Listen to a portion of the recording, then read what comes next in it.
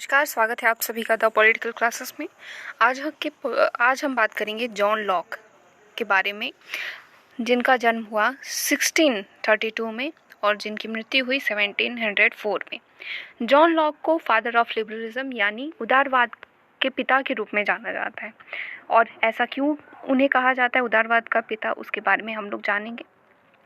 Mainly जो John Locke हैं, John Locke के बारे में अगर कहा जाए तो उन्होंने उदारवादी चिंतन पे बहुत ज़्यादा अपना ध्यान दिया है। और उसी के साथ साथ वो उन्हें अधिकारों का जनक कहा जाता है। जो अधिकार हैं उनके बारे में वो सबसे पहले बात करते हैं।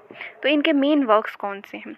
इनके मेन वर्क्स देख लेते हैं। Letter on toleration 1689, two treatise on government 1619, essay concerning human understanding 1619, second letter on toleration 1619, third letter on toleration 1692, fourth letter on toleration 1692, the fundamentals of constitution of Caroline 1692।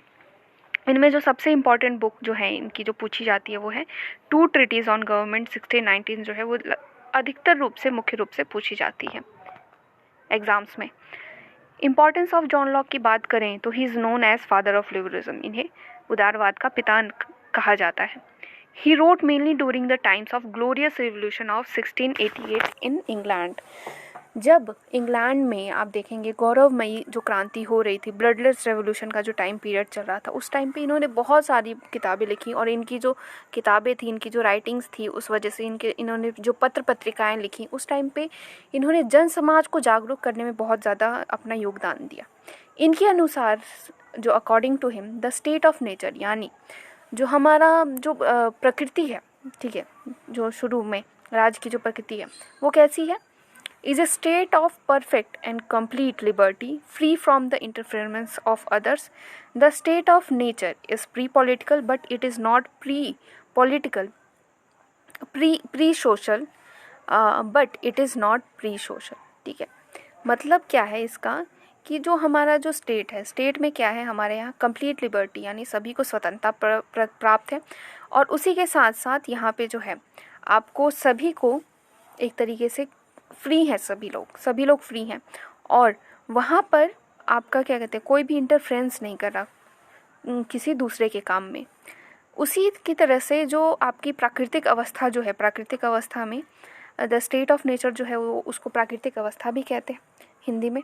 और प्राकृतिक अवस्था में का जो समय है, जो क्या तरीका है, कैसी वहाँ का जो सिचुएशन कैसी है, तो जॉन लॉक बहुत अच्छे तरीके से कहते हैं। जैसे हॉब्स कहते हैं कि हर जगह लड़ाई झगड़ा चल रहा था, हर जगह बहुत क्रूरतापूर्ण व्यवहार था, पर यहाँ पे जॉन लॉक कहते हैं कि वहाँ पर हमारे टाइम जैसे स्टेट ऑफ नेचर में, प्राकृतिक अवस्था में जो प्रकृति थी, जो नेचर था, वो क्या था, प्री पॉलिटिकल नहीं था। वहाँ कोई अथॉरिटी नहीं थी जो किसी को पनिश करे, किसी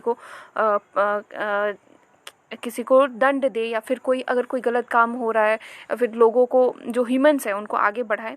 बट वो प्री पॉलिटिकल नहीं थी हमारी प्राकृतिक अवस्था, पर वह प्री सोशल थी, मतलब सामाजिक रूप से वो थी। मतलब हम इसे कह सकते हैं कि राजनीतिक नहीं थी, बट वहाँ पे सामाजिकता का अभाव नहीं था। वहाँ पे बहुत ही लोग जो थे सामाजिक थे, सभ्य थे, अच्छे से रहते थे। और हाँ, हर कोई अच्छा ही चाहता है, हर कोई अपने जीवन में अच्छा होना चाहता है और हर कोई दुख से दूर भागना चाहता है। तो जो जॉन लॉक जब मानव के स्वभाव की बात को, अपना मानव के स्वभाव को बताते हैं, तो वो कहते हैं कि जो मानव का स्वभाव कैसा है, वो नेक है, वह अच्छा व्यक्ति है और वो अच्छा करना चाहता है, पर परिस्थितियों जो ऐसी हैं वो उसको ऐसा कोई भी गलत कार्य करने पे मजबूर करती हैं। ठीक है, अब जब प्राकृतिक अवस्था सोशल थी, प्री सोशल थी, तो हमें आखिर ज़रूरत क्यों ज़रूरत थी हमें सोशल कॉन्ट्रैक्ट की। ठीक है, तो जॉन लॉक यहाँ पे कहते हैं कि हमें, हमारी जो अवस्था थी वो प्री पॉलिटिकल नहीं थी। ठीक है, और उसे हटाने के लिए हमें क्या करना चाहिए, जो प्री पॉलिटिकल जो है उसे बनाने के लिए क्या करना चाहिए, हमें कुछ प्री पॉलिटिकल ना होने की वजह से कुछ प्रॉब्लम्स, कुछ परेशानियाँ थी हमारी प्राकृतिक अवस्था यानी स्टेट ऑफ नेचर में।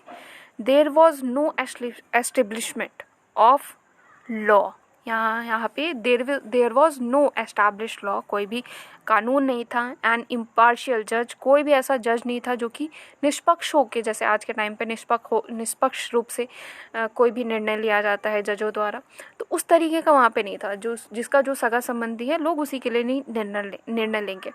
Problem of implementation of law, John Locke देखिए इन 3 महत्वपूर्ण चीज़ों के बारे में बात करते हैं कि वहाँ पे कोई लॉ नहीं था, दूसरा था कि कोई जो कानून है, जो निर्णय लेने का है, जो डिसीजन मेकिंग है, कौन सही है कौन गलत है, उसका जो क्या कहते हैं उसके बारे में बात करने वाला, उसके बारे में निर्णय लेने वाली कोई अथॉरिटी नहीं थी। लास्ट ये बताते हैं कि इम्प्लीमेंटेशन, जो कानून अगर बनता है तो कानून को लागू कौन करेगा, वैसी ऐसी कोई संस्था नहीं है। तो आप यहाँ पे समझ सकते हैं कि यहाँ पे वो कौन सी वो 3 इंस्टीट्यूशन है जिनके बारे में यहाँ पे बात कर रही है। आज के समय में भारत में आप देखें तो लेजिस्लेटिव है लॉ बनाने के लिए, जुडिशरी है, कोई भी अगर गलत कार्य हो रहा है, कोई भी अगर गलत कार्य कर रहा है तो वहाँ पे जज जो है वो निर्णय लेते हैं। और कानूनों का इम्प्लीमेंट करने के लिए आज के टाइम पे एग्जीक्यूटिव है, कार्यपालिका है। तो इन 3 चीज़ों की बात जो ज़रूरत हो रहती है, उसकी बात देखिए जॉन लॉक किस टाइम पे कर रहे हैं, उस टाइम पे कर रहे हैं। ठीक है, तो एक तरीके से ये कितना महत्वपूर्ण है हमारे लिए ये बात करना, इसलिए कहते हैं थिंकर बहुत ज़रूरी रहते हैं हमारे समाज के लिए। अब बात करते हैं इनके सोशल कॉन्ट्रैक्ट की। In his social contract people transfer some of their rights to the government in order to ensure comfortable enjoyment of their lives, liberty and property.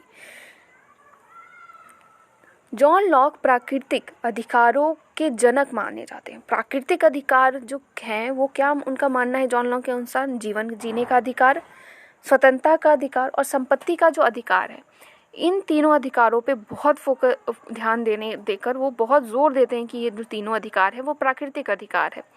और ये कहते हैं कि सामाजिक समझौता इस नियम पे हुआ कि जो लोग थे उन्होंने अपने अधिकार जो थे वो दिए और ताकि वो अपना जीवन जो है वो अच्छे से जी सके, और जो सरकार रहेगी वो उनके जीवन जीने का अधिकार, स्वतंत्रता के अधिकार और संपत्ति के अधिकार, इन तीनों की सुरक्षा करेगी।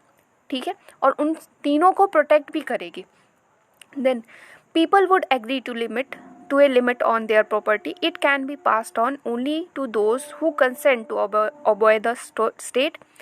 Then each generation will tacitly consent to obey the state as its member acquire property that is it in the state's dominion. मतलब कि जो भी प्रॉपर्टी रहेगी आपकी उसको आप लोग, जो आगे आने वाली जनरेशन है, वो अपनी सहमति के अधिकार, यहाँ पे एक बात देखने को मिलती है कि सहमति जो है, सहमति पे भी जो जॉन लॉक है वो बहुत कंसेंट पे बहुत ज़्यादा वो अपने विचार रखते हैं, क्या होना चाहिए, सहमति कहाँ पे ज़रूरी रहती है, उस पर भी वो बहुत ज़्यादा अपनी बात करते हैं। तो यहाँ पे वो कहते हैं कि जो कंसेंट है, कंसेंट बहुत मायने रखेगा इस जनरेशन के थ्रू आगे बढ़ने के टाइम पे।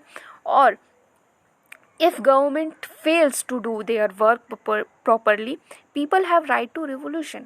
यहाँ पे वो कहते हैं अगर सरकार अच्छे रूप से, सही रूप से कार्य नहीं कर रही तो आप जो पीपल हैं, जो लोग हैं, वो क्या कर सकते हैं, वो क्रांति कर सकते हैं। ठीक है, अगर गवर्नमेंट अच्छे से कार्य नहीं कर रही तो वो आप क्रांति कर सकते हैं। ठीक है, तो यहाँ पे क्या होता है, जब क्रांति होगी, क्रांति के बाद क्या होगा कि जो स्टेट जो है, स्टेट फिर से प्राकृतिक अवस्था में नहीं जाएगा, स्टेट जाता है, जो लोग बनते हैं, जो कम्युनिटी बनती है, वहाँ पर वापस फिर से जाता है। और आपका फिर से वो चाहे तो अपना स्टेट जो है वो क्या कहते हैं, जो सरकार है, वो जो गवर्नमेंट है वो बनाएंगे, किस आधार पे, सहमति के अधिकार पे, कंसेंट के अधिकार पे।